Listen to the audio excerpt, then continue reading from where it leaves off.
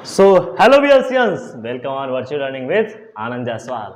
जैसा कि हमने कल देखा था, सिंपल सी बात हम लोग बात किए थे लाइट के बारे में, प्रकाश के बारे में। देखो, मैं दिख रहा हूँ, ये प्रकाश का ही वजह है। अभी थोड़ी देर पहले जो हमारे ये रूम का सेटअप हो रहा था, इसमें कुछ छाया शैडो बन रही थी। अभी भी थोड़ी बहुत आपको दिख रही होंगी शैडो। तो लाइट क्या क्रिएट कर रहा है? शैडो। कल बेसिक बातें में हमने बात किया था। लाइट एक क्या है? एक प्रकाश जो है इलेक्ट्रोमैग्नेटिक वेव्स है, जिसकी वजह से इसको किसी भी मीडियम की रिक्वायरमेंट नहीं होती है।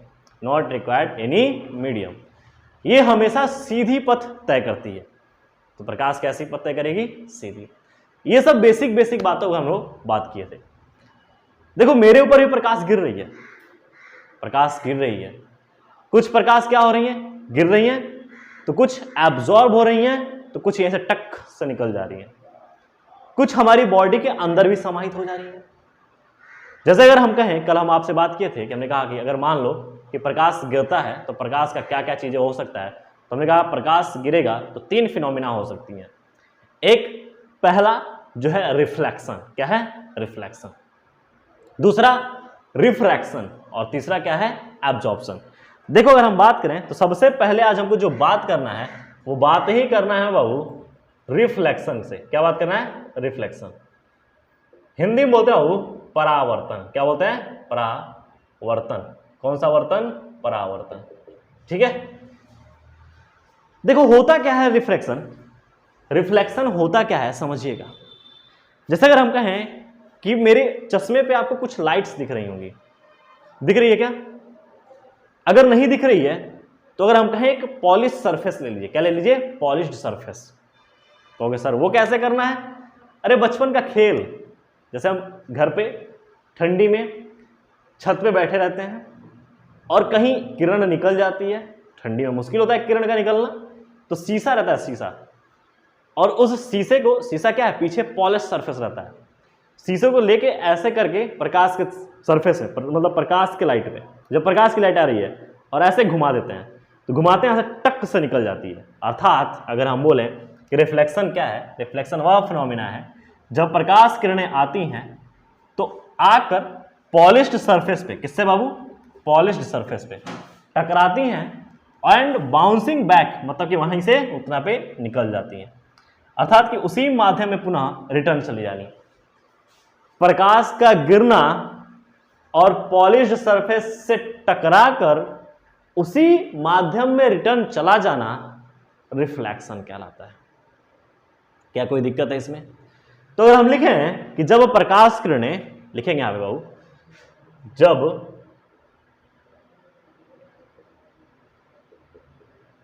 प्रकाश किरणें पॉलिश्ड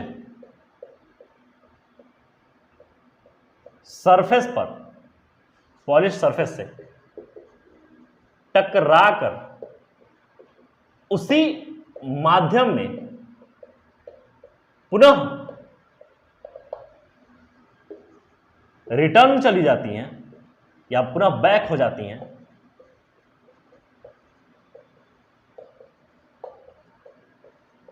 इस धारणा को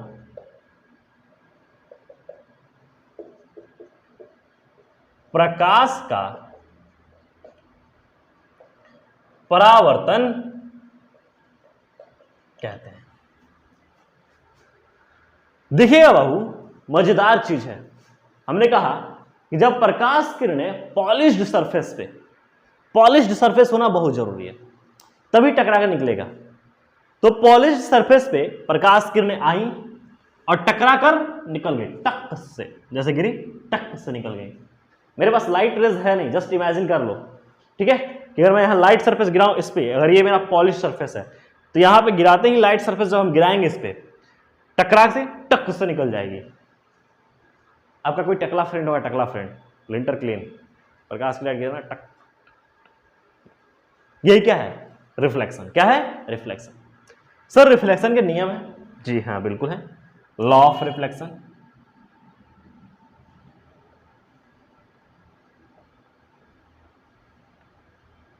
लॉ ऑफ रिफ्लेक्शन मतलब कि परावर्तन के नियम। क्या लिखेंगे इसको? परावर्तन के नियम। और ये बहुत बेसिक सा नियम है। क्या? आने वाली किरणों को इंग्लिश में बोलते हैं बाबू इंसिडेंट रेज। क्या बोलते हैं बाबू? Incident raise. और टकरा कर निकलने वाली किरणों को बोलते हैं रिफ्लेक्टेड रेज। इसे बोलेंगे बाबू, ध्यान रखिए, इसे बोलेंगे नॉर्मल। क्या बोलेंगे? नॉर्मल।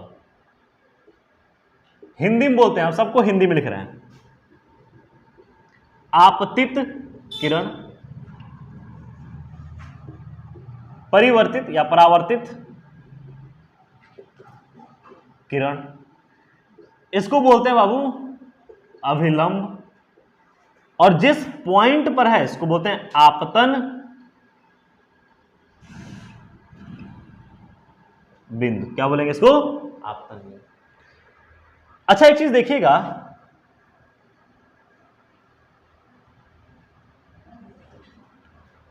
आने वाली रेज और अभिलंब के बीच की कोण को आई बोलते हैं। क्या बोलते हैं? आई।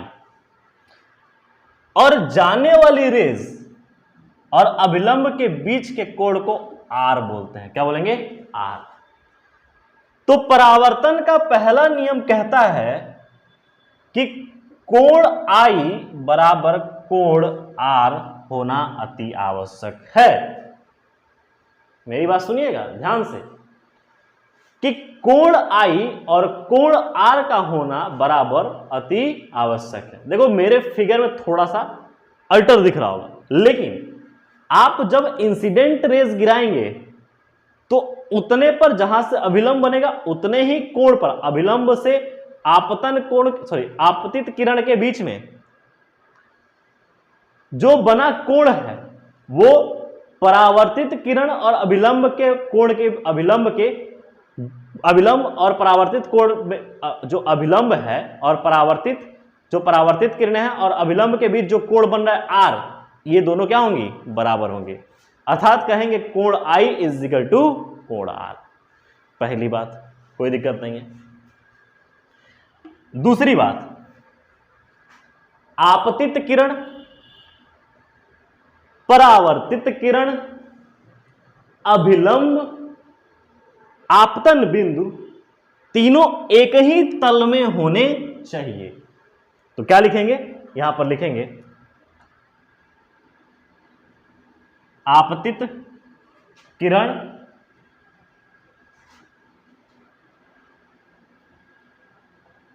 परिवर्तित या लिखे परावर्तित,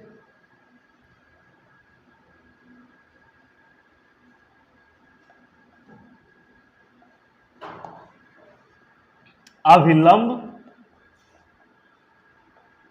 तथा आपतन बिंदु एक ही तल में होने चाहिए। मजे की बात देखिएगा, आपतित किरण इंसिडेंट रे, परिवर्तित किरण रिफ्लेक्टेड रेज, अभिलंब तथा आपतन बिंदु तीनों एक ही तल में होने चाहिए। ये लॉ ऑफ रिफ्लेक्शन है। तो सिंपल सी बात हमने देखा, प्रकाश का परावर्तन। प्रकाश का परावर्तन जब हम देखते हैं बाबू, तो ये देखो सूर्य भगवान,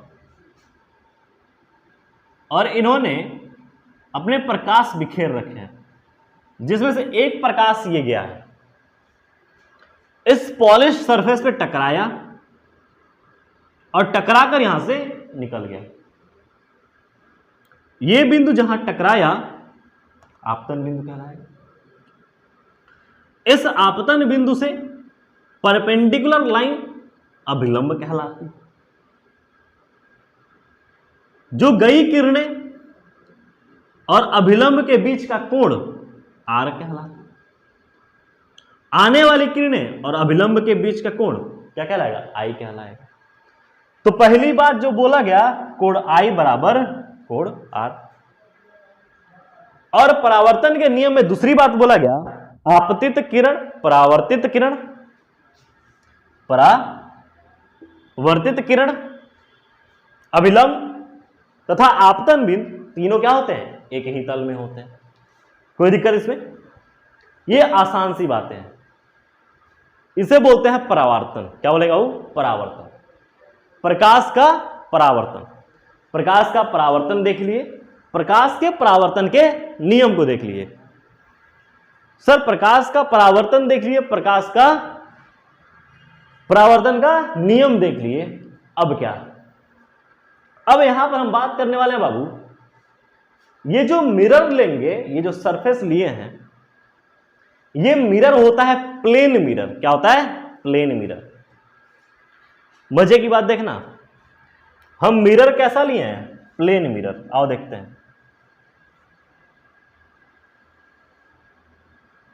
ये रहा प्लेन मिरर। ये पीछे क्या है? पॉलिश्ड है। पीछे क्या है? पॉलिश्ड है। देखो प्लेन मिरर का मतलब होता है कि आपके घर का दर्पण, और घर का दर्पण जो होता है वो प्लेन मिरर है। क्या है वो? प्लेन मिरर है। अच्छा, प्लेन मिरर के सामने आप खड़े हो, कोई दिक्कत नहीं है, आप खड़े हो। अच्छा, एक प्रकाश किरणें यहां से जाएंगी। खैर, आपने कहीं तो कहीं पढ़ा होगा कि प्रकाश किरणों का डायग्राम क्या होता है। अगर नहीं पढ़े हो तो प्रकाश किरणों का डायग्राम हम आपको एक एक करके एक एक चीज को सिखा देंगे, ठीक है। तो प्रकाश किरणों को समझने के लिए सबसे पहले एक चीज देखिएगा, यहां पर देखिए, ये प्रकाश किरणें यहां से गई और ये सीधे आगे निकली और फिर से यहां से रिटर्न आ गई, और एक प्रकाश किरणें यहां से आगे बढ़ी, ये निकली और यहां से टकराकर पीछे आ गई। कुछ किरणें ये जब टकरा के पीछे आई तो यहां पर क्या हुआ? प्रकाश का परावर्तन। लेकिन ये किरणें और यहां पर ये किरणें जब मिल गई तो यहीं पर इमेज प्राप्त हो गया। क्या हुआ? इमेज प्राप्त हुआ। तो ये देखो, ये इमेज बन गया। जो ये इमेज बनता है इस ऑब्जेक्ट का, ये परावर्तन के पश्चात बनता है। बात मेरी समझ में आ रही है? तो सर अब ऑब्जेक्ट और इमेज के बारे में पढ़ना होगा, तभी तो हम ऑब्जेक्ट और इमेज को क्लियरिफाई कर पाएंगे, और ये प्लेन मिरर से टकराकर ये रे डायग्राम देखना है। तो अब इसके बाद क्या क्या पढ़ना है हमको? 3 चीजें। प्लेन मिरर, जो कि मिरर भी अभी अभी स्टार्ट हो गया है, फिर रे डायग्राम, और इमेज कहां बनेगा। देखो, ये किरणें जब गईं तो यहां से टकराकर ये किरणें निकल गईं, लेकिन रिफ्लेक्शन के पश्चात कुछ किरणें अंदर की तरफ गईं और इस किरणों से मिली और मिलकर यहां पर क्या बना? इमेज की प्राप्ति हुई। बात समझ में आ रही है? चलो, अगर हम कहें कि इमेज और ऑब्जेक्ट का अगर डायरेक्शन देखा जाए तो जो ऑब्जेक्ट है वो ऑब्जेक्ट मिरर के आगे रखा हुआ है, जबकि इमेज जो बना है मिरर के पीछे बना है। तो अगर हम आपसे पूछें कि जो ऑब्जेक्ट का इमेज बना है वो रियल है या वर्चुअल है, मतलब कि वास्तविक है या आभासी है। सर इमेज भी होता है क्या वास्तविक और आभासी? बिल्कुल होता है। इन सब पे हम बात करेंगे अगली क्लास में। तब तक आपको प्रकाश का परावर्तन अच्छे से समझना है। सर आप यहां पे कंफ्यूज कर दिए हैं, कोई बात नहीं, कंफ्यूजन को क्लियर किया जाएगा नेक्स्ट क्लास में। तब तक आपको पूरा रिफ्लेक्शन समझ लेना है, और रिफ्लेक्शन के साथ साथ थोड़ी बहुत इमेज के बारे में आपको ख्याल करनी है, और इमेज के साथ साथ आपको देखना है कि रे डायग्राम कैसे बनेगा। इसके लिए व्यवस्थित होकर कल के लिए सेम टाइम पर लेक्चर्स का वेट करिएगा, और लेक्चर आपको पुनः आपको मिल जाएंगे। ये लेक्चर ध्यान रखिए, ये लेक्चर्स जो भी हैं ये व्हाट्सएप के ग्रुप में भी डाले जाते हैं, तो व्हाट्सएप का जो लिंक है उसको भी ध्यान से फॉलो कर लीजिए। इस वीडियो का लिंक आपको इंस्टाग्राम पे भी मिल जाएगा, वहां पर भी आप देख सकते हो, वहां से उठा के आप देख सकते हो। तो बहुत सारे वे हैं जो भी डिस्क्रिप्शन में दिए गए हैं, उसको आप फॉलो कर लीजिए ताकि हमारी और आपकी बॉन्डिंग एक बेहतर हो जाए। केमिस्ट्री हमने पूरा पैक किया है, अब ये फिजिक्स की बारी है, फिजिक्स भी बेहतर पैक किया जाएगा और फिजिक्स के साथ साथ बायोलॉजी भी आपकी बेहतर पैक की जाएगी। जो आपसे बड़े सीनियर हैं क्लास 11th और 12th के, तो क्लास 12th के लिए बेहतर तैयारी हो रही है। अनाउंस का डेट आएगा, आपको बताया जाएगा कि क्या बेहतर हम लोग प्रिपेयर कर रहे हैं और 11th के लिए भी धमाकेदार कुछ प्रिपेयर चल रहा है। तब तक के लिए 10th वाले आप लोग के लिए खुशखबरी ये है कि आपको रोज आपका लेक्चर अब शेड्यूल है, रोज लेक्चर आप देखते रहिए, पढ़ते रहिए और आराम से एक एक चीज को समझते रहिए। तो मिलते हैं अगली क्लास में। Thank you वेल्सियंस।